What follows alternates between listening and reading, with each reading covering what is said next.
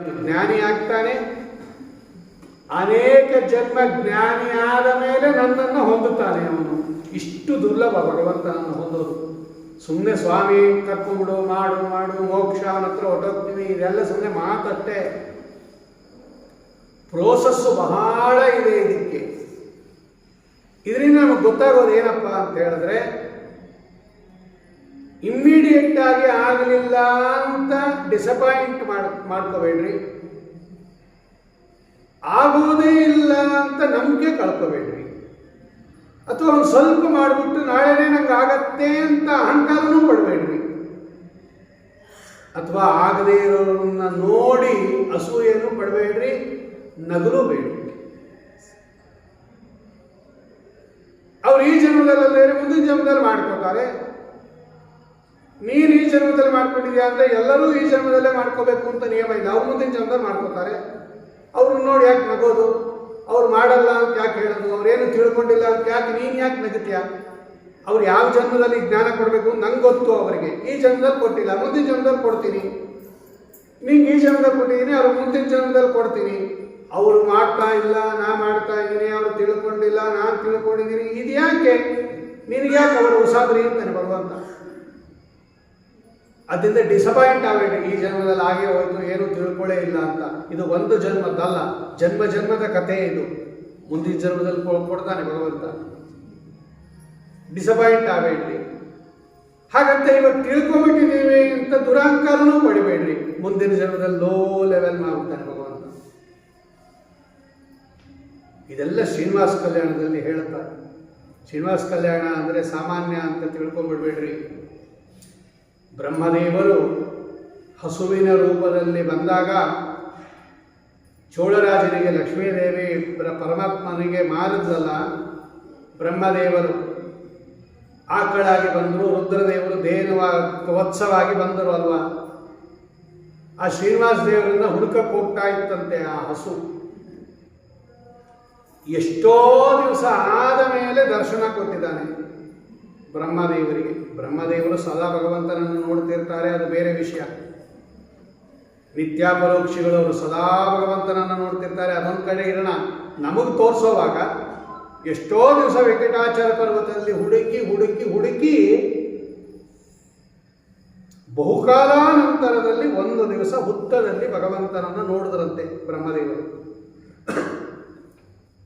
ಬ್ರಹ್ಮದೇವರಂತ ಅವರೇ ಭಗವಂತನನ್ನ ಹುಡುಕಿ ಹುಡುಕಿ ಹುಡುಕಿ ಒಂದು ದಿವಸ ನೋಡಿದ್ದಾರೆ ಅಂದಮೇಲೆ ನಮಗೇನು ಮೊದಲನೇ ದಿವಸನೇ ದರ್ಶನ ಕೊಡ್ತಿದ್ದಾನೆ ಭಗವಂತ. ಆದರೆ ಹುಡ್ಕೋದು ಬಿಡಲಿಲ್ಲ ಅವ್ರು ಹುಡ್ಕೋದು ಬಿಡಲಿಲ್ಲ, ಸದಾ ದಿನಾನು ಹುಡುಕ್ತಾ ಇದ್ರು ಅವರು. ಹಾಗೆ ನಾವು ಹುಡ್ಕೋದು ಅಂದರೆ ಭಗವಂತನನ್ನ ವೇದದಲ್ಲಿ ಹುಡುಕೋದು, ಇದೇ ಜಿಜ್ಞಾಸೆ. ಶ್ರವಣ ಮನನ ರೂಪ ಜಿಜ್ಞಾಸ, ಇದಕ್ಕೆ ಹುಡುಕೋದು ಅಂತ ಕರೀತಾರೆ. ದೊಡ್ಡ ಸ್ವಾಮಿ ಹೇಳ್ತಾನೆ, ಬಹೂನಾಂ ಜನ್ಮನಾಮಂತೆ ಜ್ಞಾನವಾನ್ ಮಾಂ ಪ್ರಪದ್ಯತೆ. ಎಷ್ಟೋ ಜನ್ಮ ಆದಮೇಲೆ ನೀವು ನನ್ನನ್ನು ನೋಡೋದು, ನನ್ನನ್ನು ತಿಳ್ಕೋಬೋದು. ಆದರೆ ನೀವು ಪ್ರಯತ್ನ ಅಂತೂ ಪಡ್ತಾನೇ ಇರಬೇಕು. ವಾಸುದೇವ ಸರ್ವಂ ಇತಿ ಸಹ ಮಹಾತ್ಮ ಸುದುರ್ಲಭ. ಭಗವಂತ ಹೇಳ್ತಾನೆ ನೋಡಿ, ಇದು ಎಷ್ಟು ದುರ್ಲಭ. ಯಾಕೆ ಎಲ್ಲರಿಗೂ ಇದು ಬರೋದಿಲ್ಲ ಅಂದರೆ ತುಂಬ ಕಷ್ಟ ಅಂತಾನೆ ಭಗವಂತ. ಉಪನ್ಯಾಸ ಕೇಳ್ತಾ ಇದ್ದಾಗ ಚೆನ್ನಾಗಿರುತ್ತೆ, ಪ್ರಾಕ್ಟಿಕಲ್ ಆಗಿ ಮಾಡುವಾಗ ಇದೆಲ್ಲ ಡೌಟ್ ಕೊಟ್ಟುತ್ತೆ. ಹಣ್ಣು ತಿನ್ನುವಾಗ ಈ ಜ್ಞಾಪಕ ಬರಬೇಕು, ಹಾಲು ಕುಡಿಯುವಾಗ ಇದು ಜ್ಞಾಪಕಕ್ಕೆ ಬರಬೇಕು, ಪದಾರ್ಥ ಸ್ವೀಕಾರ ಮಾಡುವಾಗ ಬರಬೇಕು. ಆ ಪದಾರ್ಥ ತಿನ್ನುವಾಗ ನಮಗೆ ಬರೀ ಪದಾರ್ಥದ ಕಡೆ ಗಮನ ಇರುತ್ತೆ. ದೋಸೆ ಚೆನ್ನಾಗಿದೆ, ಜಹಾಂಗೀರ್ ಚೆನ್ನಾಗಿದೆ, ವಡೆ ಚೆನ್ನಾಗಿದೆ. ಯಾರಾದರೂ ವಡೆನ ಚಟ್ನಿಲಿ ಹತ್ಕೊಂಡು ತಿನ್ನುವಾಗ ಇದ್ರೊಳಗೆ ಭಗವಂತ ಇದ್ದಾನೆ ಅಂತ ಚಿಂತನೆ ಮಾಡಿ ತಿಂದಿದ್ದೇವ? ಬರಲ್ಲ. ಅದಕ್ಕೆ ಭಗವಂತ ಹೇಳಿದ್ದು, ಅದು ಬರಬೇಕಾದ್ರೆ ಬಹು ಜನ್ಮ ಬರಬೇಕು, ನಿಮಗೆ ಬಹಳ ಜನ್ಮ ಬರಬೇಕದು. ಈಗೆಲ್ಲ ಬರೀ ಪದಾರ್ಥಕ್ಕೆ ಸೀಮಿತ ಆಗಿದೆ. ಇದು ಚೆನ್ನಾಗಿದೆ, ಇದು ಚೆನ್ನಾಗಿದೆ, ಇದು ಚೆನ್ನಾಗಿಲ್ಲ, ಇದು ಚೆನ್ನಾಗಿದೆ. ಯಾಕೆ ಚೆನ್ನಾಗಿಲ್ಲ, ಯಾಕೆ ಚೆನ್ನಾಗಿತ್ತು? ಮಾಡಿದ್ದವರು ಅಡುಗೆಯವರು ಅವರೇ ದಿನಾಲು ಮಾಡೋದು. ಇವತ್ತು ಯಾಕೆ ಕೆಡಿಸೋದು, ನಿನ್ನೆ ಯಾಕೆ ಚೆನ್ನಾಗಿತ್ತು? ಇದೆಲ್ಲ ವಿಚಾರ ಮಾಡ್ತೀವ ನಾವು? ಅದನ್ನೇ ಹೇಳ್ತಾರೆ ಭಗವಂತ. ಥಿಯರಿ ಬೇಕಾದಷ್ಟು ಕೇಳ್ಬೋದು ಅರ್ಜುನ, ಅದನ್ನು ಪ್ರಾಕ್ಟಿಕಲ್ ಇಳಿಸೋದಿದೆಯಲ್ಲ, ಅದು ಎಷ್ಟೋ ಜನ್ಮ ಅರ್ಜುನ ಬರೋದು. ಬಹೂನಾಂ ಜನ್ಮನಾಮಂತೆ ಜ್ಞಾನವಾನ್ ಭವತಿ, ಬಹೂನಾಂ ಜನ್ಮನಾಮಂತೆ ಜ್ಞಾನವಾನ್ ಮಾಂ ಪ್ರಪದ್ಯತೆ. ಎರಡಕ್ಕೂ ಅದು ವಾಸುದೇವ ಸರ್ವಂ, ವಾಸುದೇವ ಪೂರ್ಣ ಇತ್ಯರ್ಥ. ಅವರೇ ಬರೀತಾರೆ, ರಾಯರೇ ಬರೀತಾರೆ, ಆಚಾರ್ಯ ಬರೆದಿದ್ದಾರೆ ನೋಡ್ರಿ. ವಾಸುದೇವ ಸರ್ವಂ ಇತಿ ವಾಸುದೇವ ಪೂರ್ಣವಸ್ತು, ಪೂರ್ಣಂ ವಸ್ತು ಯಥೋ ಏಕೋ ವಾಸುದೇವ ನಚಾಪರಃ. ಅದಕ್ಕೆ ಸರ್ವ ಅಂತ ಕರೀತಾರೆ. ಭಗವಂತನಿಗೆ ಸರ್ವ ಅಂತ ಯಾಕೆ ಕರೀತಾರೆ ಅಂದರೆ ಸರ್ವ ಶಬ್ದಕ್ಕೆ ಪೂರ್ಣ ಅಂತ ಅರ್ಥ. ವಾಸುದೇವ ಸರ್ವಂ, ವಾಸುದೇವ ಪೂರ್ಣ ಇತಿ ಸ ಮಹಾತ್ಮ ಸುದುರ್ಲಭ. ಯಾರು ಹಿಂಗೆ ಚಿಂತನೆ ಮಾಡ್ತಾರಲ್ಲ ಈ ಮಹಾತ್ಮ ಅನ್ನೋದು ಸುಲಭಕ್ಕೆ ಸಿಗೋದಿಲ್ಲ, ಅವನು ಬಹಳ ದುರ್ಲಭ ಅಂತ ಒಂದರ್ಥ. ಅಥವಾ ವಾಸುದೇವ ಸರ್ವಂ ಅಂದರೆ ಎಲ್ಲವೂ ವಾಸುದೇವ, ಎಲ್ಲವೂ ವಾಸುದೇವ ಅಂದರೆ ಎಲ್ಲವೂ ವಾಸುದೇವನ ಅಧೀನ ಅಂತ ಯಾರು ತಿಳ್ಕೋತಾರಲ್ಲ ಇವನು ಸುದುರ್ಲಭ, ಅತ್ಯಂತ ದುರ್ಲಭ ಅಂತಾನೆ ಭಗವಂತ. ಜ್ಞಾನ ಎಷ್ಟು ಕಷ್ಟ ಅನ್ನೋದು ಗೊತ್ತಾಗುತ್ತೆ ನೋಡಿ.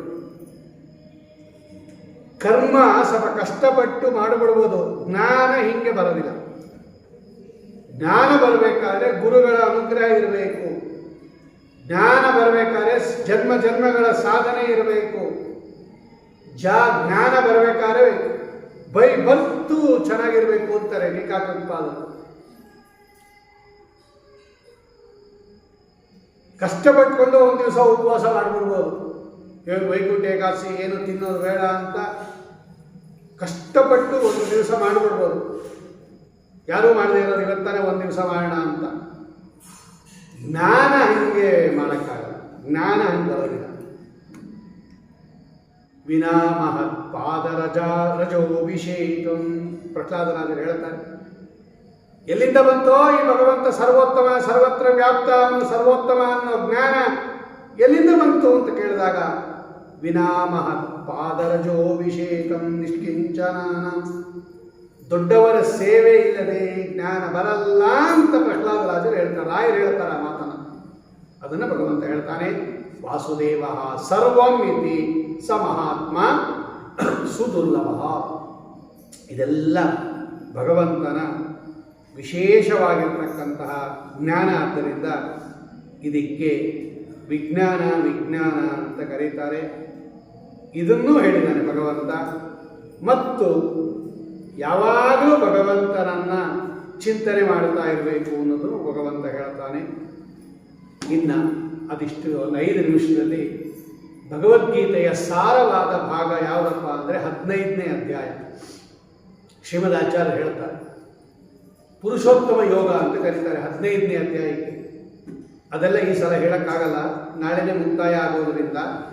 ಆದರೆ ಇವತ್ತು ಗೀತಾ ಜಯಂತಿ ಪ್ರಯುಕ್ತ ಇಡೀ ಈ ಭಗವದ್ಗೀತೆಯ ಸಾರಭೂತವಾದದ್ದು 15ನೇ ಅಧ್ಯಾಯ ಪುರುಷೋತ್ತಮ ಯೋಗ. 20 ಶ್ಲೋಕ ಇರೋದ್ರಲ್ಲಿ ಅದರಲ್ಲಿ ಕಡೆಯ 5 ಶ್ಲೋಕ ಇದೆಯಲ್ಲ, 16ನೇ ಶ್ಲೋಕದಿಂದ 20ನೇ ಶ್ಲೋಕದ ಪರ್ಯಂತ 5 ಶ್ಲೋಕಗಳನ್ನು ಆಚಾರ್ಯರು ಸುಮಾರು ತಮ್ಮ 37 ಗ್ರಂಥಗಳಲ್ಲಿ 10 ಗ್ರಂಥದಲ್ಲಿ ಉದಾಹರಣೆ ಮಾಡಿದ್ದಾರೆ. ಈ 5 ಶ್ಲೋಕಗಳನ್ನು ಅಷ್ಟು ಅದು ಭಗವಂತನ ಸರ್ವೋತ್ತಮತ್ವವನ್ನು ಹೇಳುವ ಶ್ಲೋಕಗಳು. ಅದನ್ನು ಅಧಿಕ ಮಾಸದಲ್ಲಿ ನಾನು ಹೇಳಿದ್ದೆ, ಮತ್ತೆ ಹೇಳ್ತಾ ಇದ್ದೀನಿ.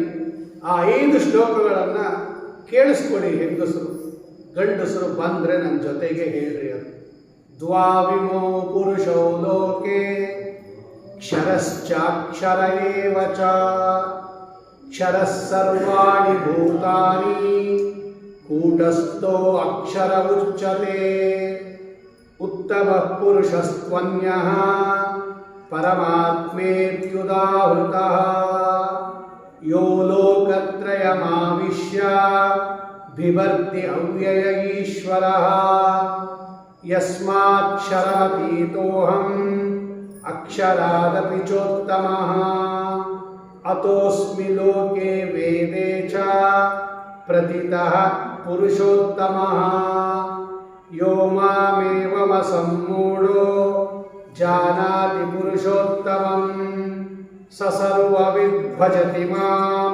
ಸರ್ವಭಾವೇನ ಭಾರತ. ಇತಿ ಗುಹ್ಯತಮಂ ಶಾಸ್ತ್ರಂ ಇದಮುಕ್ತಂ ಮಯಾ ನಘ ಏತದ್ ಬುದ್ಧ್ವಾ ಬುದ್ಧಿಮಾನ್ ಸ್ಯಾತ್ ಕೃತಕೃತ್ಯಶ್ಚ ಭಾರತ. 5 ಶ್ಲೋಕ ನೋಡಿ. ಕೃತಕೃತ್ಯ ಅಂದರೆ ಮುಕ್ತ ಅಂತ ಅರ್ಥ, ಬುದ್ಧಿಮಾನ್ ಅಂದರೆ ಅಪರೋಕ್ಷ ಜ್ಞಾನಿ ಅಂತ ಅರ್ಥ. ಯಾರು ನನ್ನನ್ನು ಈ ರೀತಿ ತಿಳಿದುಕೊಳ್ಳುತ್ತಾರೋ, ಯಾರು ನನ್ನನ್ನು ಪುರುಷೋತ್ತಮ ಅಂದರೆ ಸರ್ವೋತ್ತಮ ಅಂತ ತಿಳ್ಕೊತಾರೋ, ಇವರು ಅಪರೋಕ್ಷ ಜ್ಞಾನವನ್ನು ಹೊಂದುತ್ತಾರೆ ಮುಂದೆ. ಬುದ್ಧಿಮಾನ್ ಅಂದರೆ ಅಪರೋಕ್ಷ ಜ್ಞಾನಿ, ಕೃತಕೃತ್ಯ ಅಂದರೆ ಮುಕ್ತೋ ಭವತಿ ಅಂತ ಟೀಕಾರಾಯರು ಅರ್ಥ ಬರೀತಾರೆ.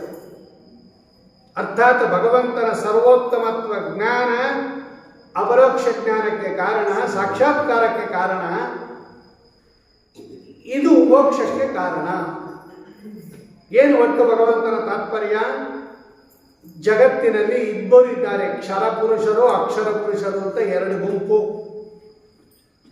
ಅದರಲ್ಲಿ ಲಕ್ಷ್ಮೀದೇವಿಗೆ ಅಕ್ಷರ ಪುರುಷರು ಅಂತ ಕರೀತಾರೆ, ಬ್ರಹ್ಮದೇವರಿಂದ ಹಿಡಿದು ನಮ್ಮ ಪರ್ಯಂತ ಎಲ್ಲರೂ ಕ್ಷರ ಪುರುಷರು. ಕ್ಷರ ಅಂದರೆ ನಾಶ. ಈ ದೇಹ ನಮಗೆ ನಾಶ ಆಗೋದ್ರಿಂದ ನಮಗೆಲ್ಲ ಕ್ಷರ ಪುರುಷರು ಅಂತ ಕರೀತಾರೆ. ಒಳಗಡೆ ಜೀವನಿತ್ಯ, ಆದರೆ ಈ ದೇಹ ನಾಶ ಆಗಿಬಿಡುತ್ತೆ ನಮಗೆಲ್ಲ. ಕ್ಷರ ಪುರುಷರು ಅಂದರೆ ದೇಹ ನಾಶವುಳ್ಳ ಪುರುಷರು. ಇಲ್ಲಿ ಪುರುಷರು ಅಂದರೆ ಗಂಡಸರು ಅಂತಲ್ಲ, ಚೇತನರು ಅಂತ. ಸ್ತ್ರೀಯರಿಗೆ ಹೇಳಿದ್ದಾರೆ, ನಮಗಲ್ಲ ಅಂತ ತಿಳ್ಕೊಂಡ್ಬಿಡಿ.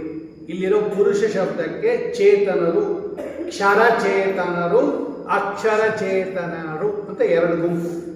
ಇಷ್ಟೇ ಇದು ಬ್ರಾಡ್ ಕ್ಲಾಸಿಫಿಕೇಶನ್. ಬ್ರಹ್ಮದೇವರಿಂದ ಹಿಡಿದು ಎಲ್ಲ ಹೆಂಗಸರು, ಗಂಡಸರು, ಸರಸ್ವತಿ, ಭಾರತಿ, ಪಾರ್ವತಿ, ಇಂದ್ರದೇವರು, ರುದ್ರದೇವರು, ಗರುಡದೇವರು, ಶೇಷದೇವರು ಎಲ್ಲರೂ ಕ್ಷರ ಪುರುಷರು. ಎಲ್ಲರಿಗೂ ದೇಹ ಹೋಗುತ್ತೆ. ದೇಹ ಹೋಗದೇ ಇರತಕ್ಕಂತಹ ಒಬ್ಬ ವ್ಯಕ್ತಿ ಅಂದರೆ ಲಕ್ಷ್ಮೀದೇವಿ. ಅವಳು ದೇಹ ಹೋಗಲ್ಲ, ಅವಳು ದೇಹದ ನಾಶ ಇಲ್ಲ. ಅದಕ್ಕೆ ಅವಳಿಗೆ ಅಕ್ಷರ ಪುರುಷ ಅಂತ ಕರೀತಾರೆ. ಅಲ್ಲಿ ಪುರುಷ ಶಬ್ದಕ್ಕೆ ಚೇತನ ಆದ್ದರಿಂದ ಅವಳು ಹೆಂಗಸು, ಅದಕ್ಕೆ ಪುರುಷ ಹೆಂಗೆ ಕರೆದ್ರು ಅಂತ ಕೇಳಬೇಡ್ರಿ. ಆಚಾರ್ಯ ಬರೀತಾರೆ ಅದನ್ನೆಲ್ಲ ಭಾಷ್ಯದಲ್ಲಿ. ಅಥವಾ ಪುರುಷ ಶಬ್ದಕ್ಕೆ ಗಂಡಸರು ಅಂತ ಅರ್ಥ ಇಟ್ಕೊಂಡ್ರೂ ಕೂಡ ಲಕ್ಷ್ಮೀದೇವಿಗೆ ಗಂಡಸರಿಗಿರೋ ಅಷ್ಟೇ ಶಕ್ತಿ ಇರೋದ್ರಿಂದ ಅವಳನ್ನು ಏನಂತ ಕರೀತಾರೆ? ಪುರುಷ ಅಂತ ಕರೆದುಕೊಳ್ತಾರೆ. ಲೋಕದಲ್ಲಿ ಹೆಂಗಸರನ್ನು ಗಂಡು ಬೀರಿ ಅಂತ ಕರೆಯಲ್ವಾ? ಏನು ದೊಡ್ಡ ವಿಷಯ ಏನಲ್ಲ ಅದು. ಅವಳು ಗಂಡಸ್ತರನೇ ಏನು ಜೋರಾಗಿ ಗಲಾಟೆ ಮಾಡೋದು, ಎಲ್ಲ ಕೆಲಸ ಮಾಡೋದು, ಏನು ಕೆಲಸ ಮಾಡಿದ್ರು ಸಾಯಿ ಅಂತಾಳೆ. ಮಧ್ಯರಾತ್ರಿ ಎದ್ದೋಗು ಅಂದ್ರೆ ಎದ್ದೋಗ್ತಾಳೆ. ಗಂಡು ಬೀರಿ ಅವಳು ಅಂದರೆ ಗಂಡಸರಿಗಿರೋ ಎಲ್ಲ ಗುಣಗಳು ಅವಳಿಗಿದೆ. ಆದ್ದರಿಂದ ಅವಳನ್ನ ಏನಂತ ಕರೀತಾರೆ? ಗಂಡು ಅಂತ ಕರೀತಾರೆ. ಹಾಗೆ ಲಕ್ಷ್ಮೀದೇವಿಗೆ ಎಲ್ಲ ಗಂಡಸರಿಗಿರೋ ಶಕ್ತಿ ಇರೋದ್ರಿಂದ ಅವಳನ್ನ ಪುರುಷ ಅಂತ ಕರೆದ್ಬಿಟ್ಟಿದ್ದೀವಿ. ಹೋಗೋದು ಆಯ್ತು. ಅಲ್ಲಿಗೆ ಲಕ್ಷ್ಮೀದೇವಿಗೆ ಅಕ್ಷರ ಪುರುಷರು ಅಂತ ಕರೀತಾರೆ. ಅಲ್ಲಿ 2 ಥರ ಆಯಿತು, ಕ್ಷರ ಪುರುಷರು, ಅಕ್ಷರ ಪುರುಷರು. ಇವರಿಬ್ಬರಿಗಿಂತ ಬೇರೆ ಇನ್ನೊಬ್ಬ ಇದ್ದಾನೆ, ಇವರಿಗಿಂತ ಮೇಲೆ ಇದ್ದಾನೆ. ಈ 2 ಪುರುಷರಿಗಿಂತ ಕ್ಷರಾತ್ ಅಕ್ಷರಾದಪಿ ಚ ಉತ್ತಮ ಅನ್ಯ, ಇವರಿಬ್ಬರಲ್ಲೇ ಒಬ್ಬರಲ್ಲ, ಇವರಿಬ್ಬರಿಗಿಂತ ಬೇರೆಯಾಗಿರ್ತಕ್ಕಂಥ ಇನ್ನೊಬ್ಬ ಇದ್ದಾನೆ. ಈ 2 ಪುರುಷರಿಗಿಂತ ಅವನು ಉತ್ತಮನಾಗಿರೋದ್ರಿಂದ ಅವನಿಗೆ ಪುರುಷೋತ್ತಮ ಅಂತ ಕರೀತಾರೆ. ನೋಡಿ, 2 ಪುರುಷರಿಗೆ, ಕ್ಷರ ಪುರುಷರಿಗಿಂತ ಅಕ್ಷರ ಪುರುಷರಿಗಿಂತ ಜಡ ಪದಾರ್ಥಕ್ಕಿಂತ ಉತ್ತಮನಾಗಿರೋದ್ರಿಂದ ಈ ಮೇಲೆ ಇರುವ ವ್ಯಕ್ತಿಗೆ ಪುರುಷೋತ್ತಮ ಅಂತ ಕರೀತಾರೆ. ಯಾರದು? ಅಹಂ. ಭಗವಂತ ಹೇಳ್ತಾರೆ, ನಾನೇ ಅರ್ಜುನ, ಬೇರೆ ಯಾರು ಅಲ್ಲ, ನಾನೇ ಕೃಷ್ಣ ಪರಮಾತ್ಮ, ನಾನೇ ಪುರುಷೋತ್ತಮ, ನಾನೇ ಸರ್ವೋತ್ತಮ.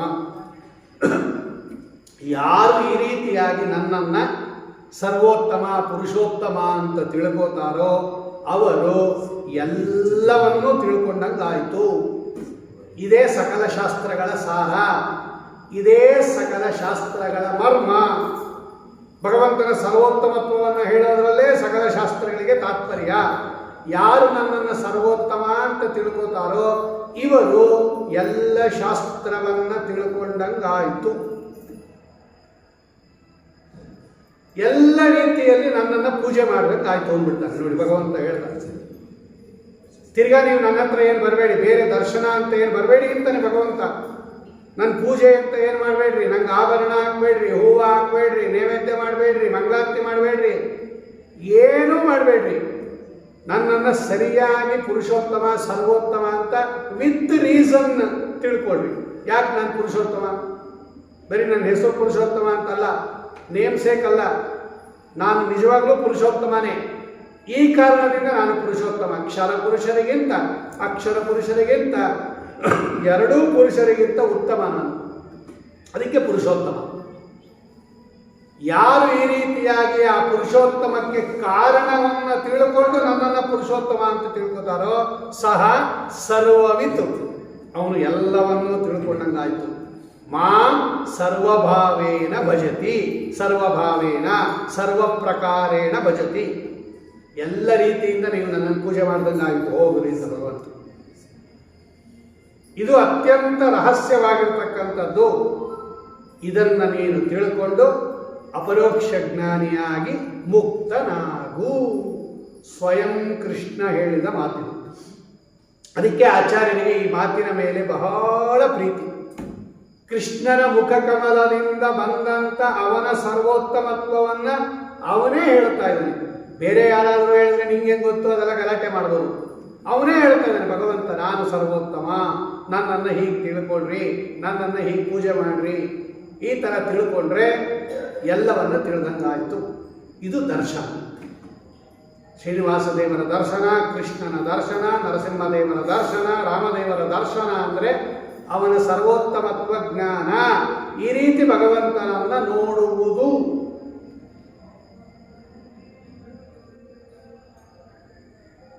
ಅದನ್ನ ಎಲ್ಲ ದಾಸರಾಯರು ಅದನ್ನೇ ಹೇಳಿದರು, ಎಲ್ಲರೂ ಅದನ್ನೇ ಹೇಳಿದರು. ಬಳಿರೆ ತಿರುಮಲರಾಯ ನಿನ್ನ ಕರುಣಾರಸಕ್ಕೆ ಎಣೆಗಾಣೆ ಎಣೆಗಾಣೆ ಎಣೆಗಾಣೆನೋ. ಭಗವಂತನಿಗೂ ಭಗವಂತನ ಕರುಣೆಗೂ ಭೇದ ಇಲ್ಲ ರೀ. ನೇಹನ ನಾಸ್ತಿ ಕಿಂಚನ. ಆ ಒಂದು ಭಗವಂತನ ಗುಣಗಳಿಗೂ ಭಗವಂತನಿಗೂ ಆ ಭೇದ ಇಲ್ಲ. ಆ ಪದಕ್ಕೆ ಏನರ್ಥ? ಬಳಿರೆ ತಿರುಮಲರಾಯ ನಿನಗೆ ಸಮರಾದವರ ಕಾಣೆನೋ ಕಾಣೆನೋ ಕಾಣೆನೋ, ಎಣೆಗಾಣೆ ಎಣೆಗಾಣೆ ಎಣೆಗಾಣೆನೋ. ಅವರು ಅದನ್ನೇ ಹೇಳಿರೋದು ವಿಜಯದಾಸರು. ನಿನ್ನಂತ ಇನ್ನೊಂದು ಸರ್ವೋತ್ತಮತ್ವ ವಸ್ತುವನ್ನು ನಾನು ನೋಡಿಲ್ಲ, ಇಂಥ ಪ್ರಭುವ ಕಾಣೆನೋ. ನಮ್ಮನ್ನು ವಿಜಯದಾಸರ ಆರಾಧನೆಯಲ್ಲಿ ಹೇಳಿದ್ದೆ ಅದು. ಈ ಜಗದೊಳಗಿಂತ ಪ್ರಭುವ ಕಾಣೆನೋ. ಸರ್ವೋತ್ತಮ ವಸ್ತು ಒಂದೇ ಇರೋದು, ಅದೇ ಭಗವಂತ. ಯಾರು ಈ ರೀತಿ ತಿಳ್ಕೋತಾರಲ್ಲ ಇವರಿಗೆ ಭಗವಂತ ಕರೆದು ಕೊಡುವ ಮುಕುತಿ. ಪ್ರಸನ್ನ ತೀರ್ಥರು ಹೇಳಿದಂಗೆ ಮುಕುತಿ ದವಸ ಕೊಡುವ, ಪ್ರಸನ್ನ ಮುಕುತಿ ದವಸ ಕೊಡುವ, ಮುಕ್ತಿ ಅಂತಕ್ಕಂತಹ ಫಲವನ್ನು ಸ್ವಾಮಿ ಕೊಡ್ತಾನೆ ಅಂತ ಹೇಳ್ತಾ, ಇವತ್ತು ಗೀತಾ ಜಯಂತಿಯ ಈ ಪವಿತ್ರ ಪರ್ವಕಾಲದಲ್ಲಿ ಏಕಾದಶಿ ಇನ್ನೊಂದು ಕಡೆ ಗಮನ ಇಲ್ಲದೆ ಕೇವಲ ಭಗವಂತನನ್ನು ಚಿಂತನೆ ಮಾಡುವ ಅಪೂರ್ವ ಸಂದರ್ಭ. ವೈಕುಂಠ ಏಕಾದಶಿ ಅಥವಾ ಮುಕ್ಕೋಟಿ ಏಕಾದಶಿ ಅಂತ ಕರೀತಾರೆ. ಅಂತಹ ಪರಮ ಪವಿತ್ರವಾದ ದಿವಸದಂದು ಭಗವಂತ ಗೀತೆಯನ್ನು ಉಪದೇಶ ಮಾಡಿದ ದಿವಸ. ಅಂತಹ ಒಂದು ಪವಿತ್ರ ಸಂದರ್ಭದಲ್ಲಿ ಕಿಂಚಿತ್ತಾದರೂ ಭಗವದ್ಗೀತೆಯ ಶ್ಲೋಕಗಳನ್ನು ಚಿಂತನೆ ಮಾಡಿದ್ದೇವೆ. ಇದಕ್ಕೆ ಶ್ರೀಮದಾಚಾರ್ಯರು, ಟೀಕಾಕೃತ್ಪಾದರು, ವ್ಯಾಸರಾಜರು, ವಾದಿರಾಜರು, ದೊಡ್ಡ ದೊಡ್ಡ ಜ್ಞಾನಿಗಳೆಲ್ಲ ಬೇಕಾದಷ್ಟು ಮಂತ್ರಾಲಯ ಪ್ರಭುಗಳು ಬೇಕಾದಷ್ಟು ಜನ ಟಿಪ್ಪಣಿ ಬರೆದು ಆ ಭಗವಂತನ ಆಚಾರ್ಯರ ಮಾತುಗಳನ್ನು ವಿಸ್ತಾರವಾಗಿ ನಮಗೆಲ್ಲ ಮಾಡಿಕೊಟ್ಟಿದ್ದಾರೆ. ಅಂತಹ ಎಲ್ಲ ಸಾರಭೂತವಾಗಿರ್ತಕ್ಕಂತಹ ಕೆಲವು ವಿಷಯಗಳನ್ನು ಒಂದು ಕಾಲು ಗಂಟೆಗಳ ಪರ್ಯಂತ ಚಿಂತನೆ ಮಾಡಿದ್ದೀವಿ. ಇದು ನಿಜವಾಗಲೂ ದರ್ಶನ, ಭಗವಂತನ ದರ್ಶನ. ಇಂತಹ ದರ್ಶನ ಒಂದು ದಿವಸ ಅಲ್ಲ, ಪ್ರತಿ ದಿವಸ ಭಗವಂತ ನಮಗೆ ಕೊಟ್ಟು ನಮ್ಮನ್ನು ಉದ್ಧಾರ ಮಾಡಲಿ ಅಂತ ಹೇಳುತ್ತಾ ಇವತ್ತಿನ ಪ್ರವಚನವನ್ನು ಅಸ್ಮತ್ ಗುರುವಂತರ್ಗತ, ರಾಘವೇಂದ್ರ ತೀರ್ಥ ಗುರುವಂತರ್ಗತ, ಭಾರತೀಯ ಮುಖ್ಯ ಪುರಾಣಾಂತರ್ಗತ, ಇಷ್ಟದೇವತಾತ್ಮಕ ಕುಲದೇವತಾತ್ಮಕ ಏತನ್ ಮಾಸನಿಯಾಮಕ ಧನುರ್ನಾರಾಯಣ ಅಭಿನ್ನನಾಗಿರ್ತಕ್ಕಂತಹ ಈ ಕ್ಷೇತ್ರದಲ್ಲಿ ವಿರಾಜಮಾನನಾಗಿರ್ತಕ್ಕಂತಹ ಶ್ರೀ ಲಕ್ಷ್ಮೀ ನರಸಿಂಹದೇವರ ದಿವ್ಯ ಪಾದಪದ್ಮಗಳಲ್ಲಿ ನಮಸ್ಕಾರ ಪೂರ್ವಕವಾಗಿ ಸಮರ್ಪಣೆ ಮಾಡ್ತಾ ಇದ್ದೇನೆ. ಶ್ರೀಕೃಷ್ಣ ಅರ್ಪಣಮಸ್ತು. ಕಾಯೇನ ವಾಚಾ ಮನಸೇಂದ್ರಿಯರ್ವಾ ಬುದ್ಧ್ಯಾತ್ಮನಾ ವಾ ಪ್ರಕೃತಿ ಸ್ವಭಾವ ಕರೋಮಿ ಯತ್ಯ ಸಕಲಂ ಪರಸ್ಮೈ ನಾರಾಯಣಾಯ ಸಮರ್ಪಯಾಮಿ. ನಾಳೆ ದಿವಸ ಈ ಪ್ರವಚನದ ಕಡೇ ದಿವಸ, ಅದು ಮಂಗಳ ಮಹೋತ್ಸವ, ಮುಕ್ಕೋಟಿ ದ್ವಾದಶಿ. ಅದು ಒಂದು ಪರಮ ಪವಿತ್ರವಾದ ದಿವಸ. ಸ್ವಾಮಿ ಪುಷ್ಕರಣಿಯ ಸ್ನಾನ ಅತ್ಯಂತ ಶ್ರೇಷ್ಠ ಅಂತ ಶ್ರೀನಿವಾಸ ಕಲ್ಯಾಣದಲ್ಲಿ ಬಂದಿದೆ. ಧನುರ್ಮಾಸೆ ಸಿತೆ ಪಕ್ಷೆ ದ್ವಾದಶ್ಯಾಂ ಅರುಣೋದಯೇ ಮಜ್ಜನಂ ಕಾಂಕ್ಷಂತಿ ದೇವಾಹ. ನಾಳೆ ಅರುಣೋದಯ ಕಾಲದಲ್ಲಿ ದೇವತೆಗಳು ಕೂಡ ಸ್ವಾಮಿ ಪುಷ್ಕರಣಿ ತೀರ್ಥದಲ್ಲಿ ಸ್ನಾನ ಮಾಡಬೇಕು ಅಂತ ಅಪೇಕ್ಷೆ ಪಡ್ತಾರೆ. ಇನ್ನು ನಮ್ಮಂಥವ್ರು ಮಾಡಬೇಕು ಅಂತ ಏನು ಹೇಳಬೇಕು ಅಂತ ಕೈಮುತ್ಯ ನ್ಯಾಯದಿಂದ ಅಲ್ಲಿ ಹೇಳ್ತಾ ಇದೆ. ಅದೊಂದು ಸ್ನಾನ ಆದರೆ ಇದೊಂದು ಸ್ನಾನ ಮಾಡಿರೋ ಜ್ಞಾನ ತೀರ್ಥನಿ ಅಂತ ದಾಸರಾಯರು ಹೇಳ್ತಾರೆ. ಈ ಜ್ಞಾನ ತೀರ್ಥ ಇದು ತೀರ್ಥನೇ, ಇದು ಭಗವದ್ಗೀತೆಯ ಪ್ರವಚನನೂ ಇದು ಒಂದು ತೀರ್ಥನೇ. ಆ ತೀರ್ಥದಲ್ಲಿ ಮಾಡೋಕ್ಕಾಗದೇ ಇದ್ರೂ ಕೂಡ ಈ ತೀರ್ಥದಲ್ಲಿ ಸಾಯಂಕಾಲ ಜ್ಞಾನ ಕಾರ್ಯವನ್ನು ಮಾಡಬಹುದು ಅಂತ ಹೇಳ್ತಾ, ಹರಿವಾಯುಗಳು ನಾಳೆ ಈ ಇಡೀ ಉತ್ಕರ್ಷವಾಗಿರ್ತಕ್ಕಂತಹ ಈ ಪ್ರವಚನವನ್ನು ಭಗವಂತನ ಪಾದಾರವಿಂದಗಳಲ್ಲಿ ನಾಳೆ ಸರಿಯಾಗಿ 6:45 8 ಗಂಟೆ ತನಕ ಈ ಒಂದು 9 ದಿವಸಗಳ ಕಾಲ ಏನು ಗೀತಾ ಪ್ರವಚನ ಮಾಡಿದ್ದೀವಿ, ನಾಳೆ ಯಾವುದಾದ್ರೂ ಒಂದು ಭಾಗವನ್ನು ಆರಿಸಿ ಸ್ವಾಮಿಗೆ ಸಮರ್ಪಣೆ ಮಾಡೋಣ. ಶ್ರೀಕೃಷ್ಣ ಅರ್ಪಣಮಸ್ತು, ಶ್ರೀಮದ್ವೇಷ ಅರ್ಪಣಮಸ್ತು. ಜಯತಿ ಹರಿರಚಿಂತ್ಯ ಸರ್ವದೇವೈ.